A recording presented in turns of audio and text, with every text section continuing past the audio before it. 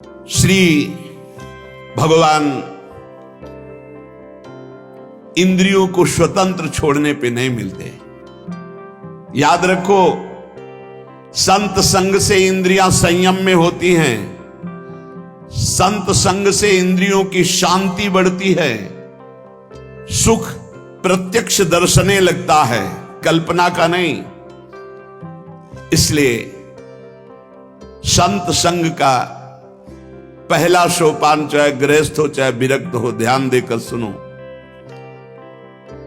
ये आज जो सर्वनाश किया जा रहा है ब्रह्मचर्य का, इसी से संत लाभ नहीं मिल पाएगा। चाहे गृहस्थ हो, संतानोत्पत्ति के लिए धर्म पूर्वक अपनी पत्नी से सहवास करने की शास्त्र आज्ञा करता है। ब्रह्मचर्य सेवन से अमोघ लाभ प्राप्त होता है। पहला, ब्रह्मचर्य सेवन से लाभ, संत संग का पहला लक्षण है आचरण की पवित्रता। आचरण की पवित्रता, इंद्रियों की शांति। इंद्रियों की शांति अर्थात ब्रह्मचर्य, प्रत्येक इंद्रिय का ब्रह्मचर्य। ब्रह्मचर्य से तत्काल प्रभाव बढ़ता है। क्या? स्मरण शक्ति। बहुत ध्यान देने की बात है। अगर आपको भगवत स्मृति में डूबना है तो आपको ब्रह्मचर्य का पोषण करना पड़ेगा, चाहे जो हो। इसके बिना स्मरण शक्ति आपकी काम नहीं करेगी। स्मरण शक्ति बहुत प्रवीण, एक बार जो सुन लिया उसका सैकड़ों बार मनन हुआ, मनन होकर उसके आगे धारणा शक्ति। जो ब्रह्मचारी नहीं, स्मरण शक्ति नहीं होगी, धारण करने की शक्ति नहीं होगी, खोखला जीवन हो जाता है। स्मरण शक्ति, धारणा शक्ति और संकल्प शक्ति। इतने बजे जगना है, इतना करना है, ऐसे चलना है, ऐसे सब होगा। और जब ब्रह्मचर्य नहीं तो चाहे 1000 बार संकल्प करो, तुम्हारे काम में नहीं आएगा। स्मरण शक्ति, धारणा शक्ति, संकल्प शक्ति, इच्छा शक्ति जिसे कहते, और उत्साह शक्ति और शरीर शक्ति, ये शक्तियां उसके अंदर प्रकाशित होती हैं जो ब्रह्मचर्य का पोषण करता है। स्मरण, धारण करना, जो संकल्प नियम ले उसका अक्षरशः पालन करना, और उत्साह बना रहना, और शरीर में स्फूर्ति रहना। ब्रह्मचर्य एक विलक्षण महाव्रत है। ब्रह्मचारी का सौंदर्य प्रस्फुटित होता है। एक नूर उसके चेहरे पे झलकता है जो ब्रह्मचर्य को धारण करता है। एक नवीन आकर्षण, बालवत चेहरा, एक आकर्षण होता है, भागवती। और जिसका ब्रह्मचर्य पुष्ट होने लगता है, उसके शरीर से सुगंध आने लगती है। सुगंध, जो भोगी पुरुष होता पास से निकल जाए तो दुर्गंध निकलेगी, और जो ब्रह्मचारी होगा तो उसके शरीर में सौरभ होगी। ब्रह्मचारी का एक एक रोम तेज से युक्त होने लगता है। चेहरे पर हर समय प्रफुल्लता, मुस्कान, उसका हृदय नंदन वन हो जाता है, आनंदवन। बिना किसी कारण की प्रसन्नता बनी रहती है। शरीर अगर किसी असाध्य रोग से युक्त है तो भी उसके विचार कभी रोगी नहीं हो सकते, विचार स्वस्थ रहता है। और जो ब्रह्मचर्य नष्ट करता है, स्मरण शक्ति नष्ट, धारणा शक्ति नष्ट, इच्छा शक्ति नष्ट, उत्साह नष्ट, शरीर शक्ति नष्ट, सिकुड़ा हुआ मुंह, खिन्न मुंह, देखने से ही लगेगा पता नहीं कितना बोझा लादे हुए बैठा है दिमाग में। पथ्यास्यायी व्यायामी स्त्रीस्तु जितात्मा नरो न रोगी स्यात्। रोगी कौन नहीं है? बोले जो सदैव पथ्य का भोजन करता है और मित भोजन, हित और मित, शरीर के अनुकूल, साधना के अनुकूल, और थोड़ा भोजन करता है, पथ्यास्यायी।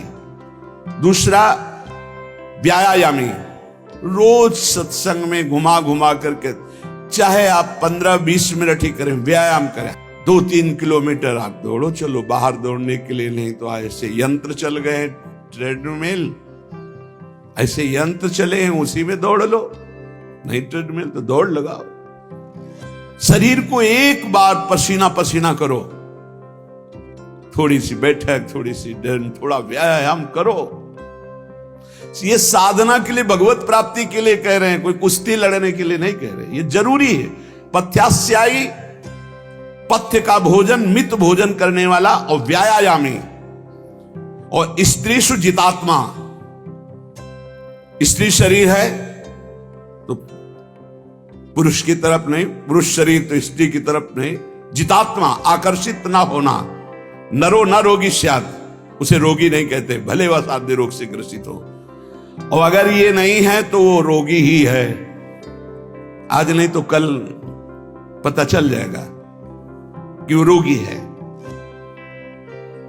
साधना करने वालों के लिए इंद्रियों को पावन करना, इंद्रियों को संयम में रखना बहुत आवश्यक है।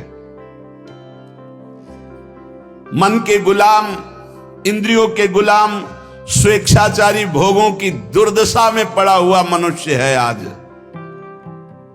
असंयमी मनुष्य का मन और मस्तिष्क, ध्यान से सुन लीजिए, असंयमी जो अपनी इंद्रियों मन को मनमानी लगाए हुए है, उसका मन और मस्तिष्क और हृदय सड़ा देते हैं, जीवन को सड़ा देते हैं। मन और इंद्रियों को संयम में रखकर भगवत चरणारविंद से नहीं जोड़ोगे, सड़ा देंगे तुम्हें। तुम्हारे अंदर ही इतनी सोच गलत कर देंगे, जलोगे। जो ब्रह्मचर्यहीन है, मनमानी आचरण करता है, ध्यान से सुनो। पहला लक्षण अशांत, दूसरा कहीं मन न लगना, अस्थिर चित्त, तीसरा अस्वस्थ, चौथा मलिन स्वभाव, हीन स्वभाव। किसी भी कार्य को कह दो सबसे पहले ना, उत्साहहीन, हर कार्य के लिए बोझा मानना, ना कर देना, सदा के लिए भय का डेरा पड़ जाना अंदर। ये देखो शास्त्र है, ये महापुरुषों के द्वारा लिखा हुआ, जिन्होंने अनुभव किया सबके मनों में अपने मन को मिलाकर। इंद्रियों का जो असंयम है वो हर तरह से मनुष्य को नष्ट कर देता है। लोग अंदर का सुधार नहीं करते। जहां जहां असंयम है वहां वहां अशांति है, दुख है, बेविचार है, संयम विहीन जीवन, शुष्क उदासहीन पशुवत जीवन है। पूर्ण ब्रह्मचर्य देश का, समाज का, आत्मा का, सबका परम लाभ, अपना परम लाभ। चाहे गृहस्थ हो चाहे विरक्त, जरूरी है अपनी शक्ति को नष्ट करना, आवश्यकता के अनुसार धर्मयुक्त प्रयोग तो ठीक है। हम तो प्रणाम करते हैं उन गृहस्थों को जो गृहस्थ होते हुए ब्रह्मचर्य का नियम वृंदावन में लिए हुए और दूर दूर जगह देशों में रहते हैं और ब्रह्मचर्य का नियम लिए हुए। एक तो परिवार अमेरिका में है, आए हुए हैं कुछ समय से, भी हम वृंदावन में सत्संग में भी होंगे। सब सुविधा, अमेरिका जैसे देश में रहने सब सुविधाएं, और बड़े ही सरल सात्विक वृत्ति से, और हितधाम में कसम खाई थी ब्रह्मचर्य की, कि हम दोनों मिलकर के कसम खाते हैं कि आज के बाद ब्रह्मचर्य रहेंगे। कैसा जीवन! अपने तो कितने ऐसे परिवार हैं, हम तो उनको प्रणाम करते हैं जो एक साथ पति पत्नी रहकर संयम पूर्वक जीवन व्यतीत कर रहे हैं। बलिहारी भगवान की असीम कृपा है, जिसके संग का डर बना रहता उसी संग में रहकर दोनों निकल गए। कितनी बड़ी हेतु की कृपा! ये है आश्चर्य, ये है आश्चर्य। रात दिन एक साथ रह रहे हैं, फिर भी कसम खा के ब्रह्मचर्य रहे हैं। कितनी अपार कृपा श्री जी की! कैसा मन कर देती है श्री जी, नहीं तो बहुत कठिन है, बहुत कठिन है। वही जानते हैं जो इस मार्ग में चलते हैं।